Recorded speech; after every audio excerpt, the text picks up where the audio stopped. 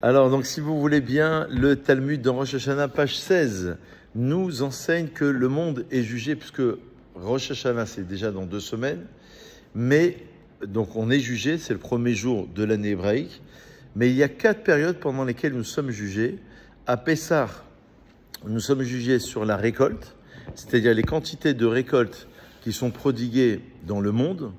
On a expliqué hier, c'est une Mishnah dans le Talmud de Rosh Hashanah, Ba'atzeret, que pendant la fête de Shavuot, nous sommes jugés sur les fruits de l'arbre. Rosh Hashanah, Kol Ba'er Olam, Rovrim Lefanav Kivnei Maron, et là il y a 3 explications talmudiques. Tout le monde entier passe devant lui, devant Hachem, comme Kivnei Maron, soit ça veut dire comme les troupes qui partent en guerre et ils sont sur le sillon de la montagne, ou alors comme les animaux qu'on fait passer sous la bannière pour pouvoir considérer que chaque animal, le 10e, il sera Kodesh. Donc chacun est jugé individuellement, parce que c'est écrit dans le verset Ayoser Yachadibam Amevin El Kol Ma'asehem. D'accord? Et à Sukkot, nous sommes jugés sur les quantités d'eau qui sont prodiguées dans le monde. Alors la question du Rav Desser sur cette Mishnah, elle est simple, elle est efficace, elle est directe. C'est que soit on est jugé sur tout à Rosh Hashanah, soit on est jugé sur une partie. Alors, comment se fait-il que l'on dise qu'il y a un jugement? S'il y a un jugement, ça veut dire qu'il y a un jugement sur l'ensemble des parties. Ça veut dire sur la parnassa, sur la récolte, sur tout ce qu'il faut. Mais en même temps, on nous dit non, il y a un jugement ensuite particulier. Alors, il répond le Rav Desser, il dit qu'il y a un jugement global, ce qu'il appelle le klali, ça veut dire un jugement général sur toutes les actions de l'homme à Rosh Hashanah. Le Gaon de Vilna explique que l'orientation que l'on va prendre entre Rosh Hashanah et Kippour, ça va être l'orientation pour toute l'année à venir. Donc les 10 jours, c'est le cap qui est donné vers la droite ou vers la gauche. C'est le cap qui est donné pour toute l'année à venir. Et ensuite, il y aura un jugement particulier qui va être fait pour Pessah, Sukkot et Shavuot. Voilà, voilà, un autre passage talmudique qu'on a étudié hier. Le Talmud, toujours dans Rosh Hashanah, la page 16, nous enseigne et nous dit finalement pourquoi à Pessah on est jugé sur la quantité de récolte qui va être prodiguée dans le monde. Dieu va dire amenez devant moi le korban haomer, le sacrifice du homer, qui était le sacrifice d'orge, qui permettait entre parenthèses, d'accord, qui permettait la consommation de la nouvelle récolte, afin que la récolte dans vos champs soit bénie.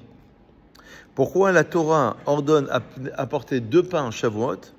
Afin que, puisque Shavuot c'est le temps des fruits de l'arbre, et donc Dieu dit amenez 2 pains à Shavuot afin que les fruits de l'arbre soient bénis. À l'époque d'Adam Arishon, on se rappelle que les fruits de l'arbre, que le blé c'était un fruit, c'était le fruit de l'arbre. Pourquoi la Torah a-t-elle indiqué qu'on va faire des libations d'eau sur le Mizbeach à Sukkot? Dieu dit la même chose. Eh ben, faites des libations d'eau, ça veut dire vous allez verser de l'eau sur le Mizbeach, sur l'autel à Sukkot, afin que vous ayez les pluies de bénédiction. Donc on voit que chaque élément qu'on va utiliser dans la nature, c'est ce qui va permettre, si vous voulez, dans cette nature, à bénir cet élément-là, que ce soit l'eau, que ce soit la récolte, que ce soit les fruits de l'arbre. Et à Rosh Hashanah, enfin on y arrive puisque c'est dans quelques jours, à Rosh Hashanah, Dieu dit, c'est toujours dans le Talmud, vous allez, surtout pendant le Moussaf, réciter les passages où on fait régner Dieu, Malchuyot, Zichronot, où Dieu se souvient de nous, Shofarot, où Dieu nous indique qu'il faut sonner le shofar, afin que votre souvenir monte devant moi grâce au shofar. Et dans ce même passage talmudique, la Gemara nous enseigne quelque chose d'incroyable, c'est que le shofar aura une capacité de perturber Kedelavev à Satan, de perturber le côté du mal, le Satan. Pourquoi? Parce que au moment où, selon Rashi, quand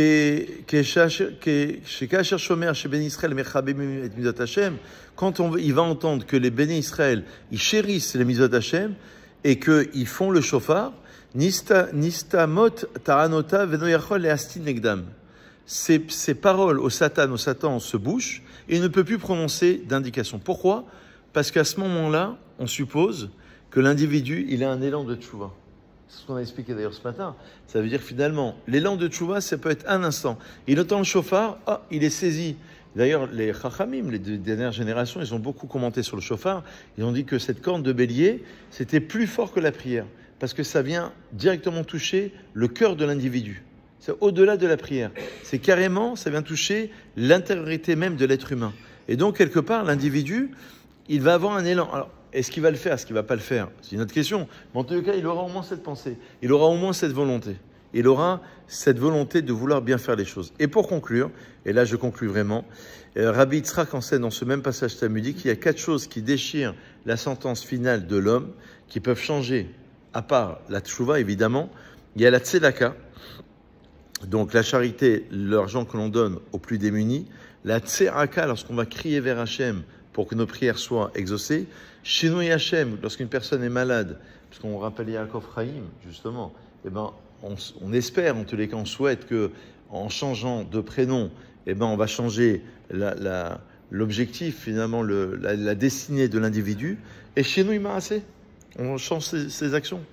Donc Shana Tova, c'est compris comme étant pas seulement une bonne année, mais un bon changement. Shinui, Shana c'est Shinui. On va bien changer les choses. J'espère vraiment, voilà quelques petites réflexions.